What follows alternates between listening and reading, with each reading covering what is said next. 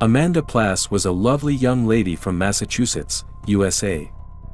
She was a free-spirited, caring individual who enjoyed assisting others. People adored her for her upbeat and entertaining demeanor, and she was frequently referred to as the light of the party. Amanda worked in the hospitality industry because she enjoyed meeting and assisting people. Before joining Friendly's on Memorial Drive in Chicopee, she worked as a hostess and waitress in several restaurants. Her regular customers adored the lady. People would ask her to be their waitress because she was so social, energetic, and friendly. There was no one who despised her. However, things did not go as planned for the 20-year-old woman. Amanda was dating 27-year-old Seth Green in August 2011. Despite the fact that they had only met a few days before, their connection was instant. The couple smoked marijuana, danced, and had a good time together. The night of August 25, 2011, was no exception. Seth had spent the night with Amanda and had returned to work the following day. He called Amanda and apologized for being late. He also expressed regret for not driving her to work that night. Amanda replied that it was fine and that she would find another way. Mercedes was Amanda's best friend. They were close, and they knew everything about each other's lives. After texting all day, Amanda asked Mercedes if she could drop her off at work. Mercedes concurred. Mercedes drove to Amanda's apartment and waited outside her door for a few minutes that evening. She called and texted Amanda but received no response. Mercedes drove away, assuming she had gotten a ride. She had no idea her friend was in grave danger. Later that evening, Seth went to Friendly's to surprise Amanda. However, she was not present. He returned to the apartment, assuming she was finished for the day. When Seth arrived at Amanda's building, he noticed her porch window had been broken. He dashed to the apartment, fearful that something had happened, only to find them justified.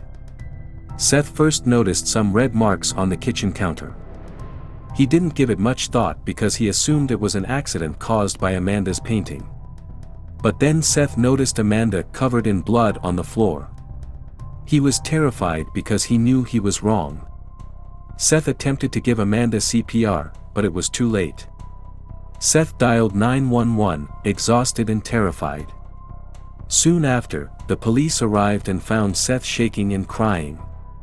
When they saw the horrific scene, they understood his reaction. Amanda was completely covered in blood. She had at least 6 stab wounds in her chest, throat, and abdomen. There was clearly conflict and violence.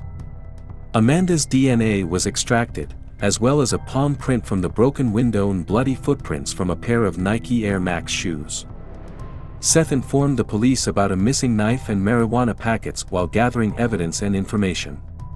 Nothing made sense as the police questioned Amanda's acquaintances and followed leads in search of more information.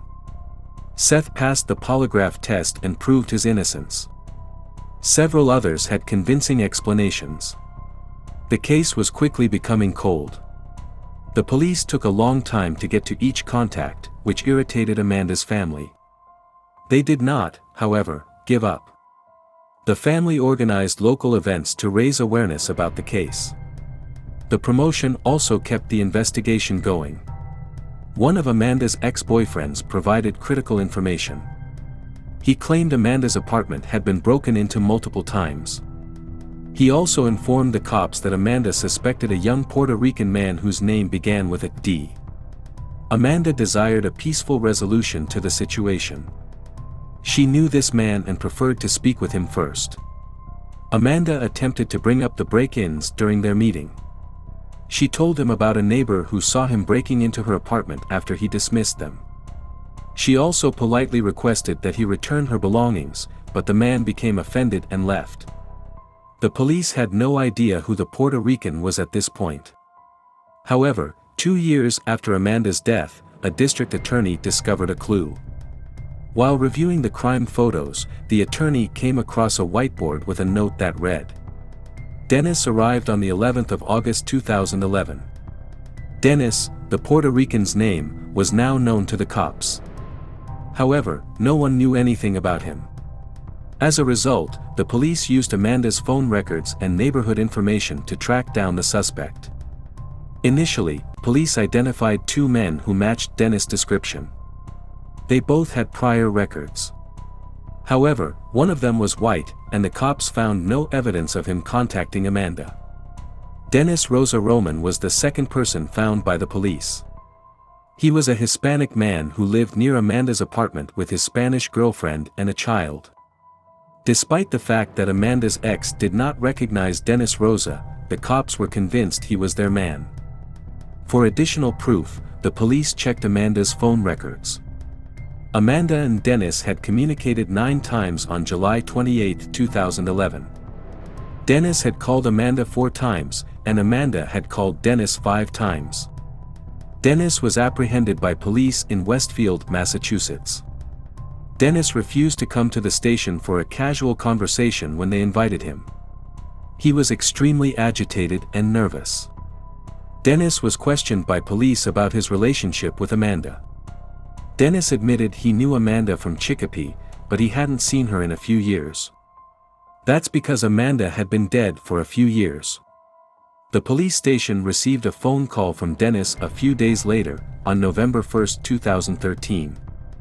He stated emphatically that he needed to speak with an officer about Amanda. He claimed that a piece of information had been bothering him for more than 2 years. When the cops apprehended Dennis, he gave them a DNA sample. Interestingly, the cops also noticed Dennis was wearing Nike Air Max shoes. While the majority of Dennis' conversation was redacted, the police released the most important parts of the story to the public. Dennis admitted to being a bystander at Amanda's murder. He admitted to selling drugs to Amanda, and the supplier was the one who killed her. But he was afraid to reveal his true identity. Dennis was afraid that if the truth came out, the man would hurt him and his family. However, following his confession, Dennis changed his story several times, each one differing from the previous one. His accounts were so contradictory that the cops didn't know who to believe. Dennis' involvement in Amanda's murder was also confirmed by DNA testing. Even though Dennis claimed the evidence was false, the police were convinced of his involvement. Dennis was arrested on November 5, 2013. His trial, however, began 3 years later, on July 7, 2016. Dennis was charged with Amanda Plasse's first-degree murder. Dennis entered a not guilty plea, and the case was set for trial. Dennis was accused of murdering Amanda as part of a robbery attempt. They found Dennis guilty because he had a history of domestic violence, drug violence, and burglary. The prosecution also presented evidence such as DNA samples, palm prints, and Nike Air Max shoe prints. Dennis, according to the defense team, was an unwitting witness to the crime. However, for reasons of safety, he refused to reveal the true perpetrators. Furthermore, they accused the police of a botched investigation, claiming that they framed Dennis following a failed investigation. The team claimed that even though the police had all the information, it took them 2 years to confront Dennis. The trial lasted 8 days, during which both teams presented and refuted evidence.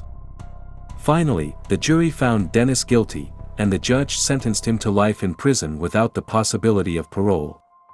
It was revealed nearly 2 years after Plasse's murder that 2 Chicopee police officers photographed the crime scene with their personal cell phones. They then sent these photos to other officers, and one of them even showed them to coaches at a youth football game. Amanda's bill makes it illegal for first responders to take or send photographs of crime victims while performing their official duties. The offense is also punishable by a year in prison or a $2,000 fine under the bill. What are your thoughts on the Amanda Plasse's case? I really appreciate your input. Thank you for taking time to watch. Be a part of the Chris Crime Diaries family and hit the subscribe button now.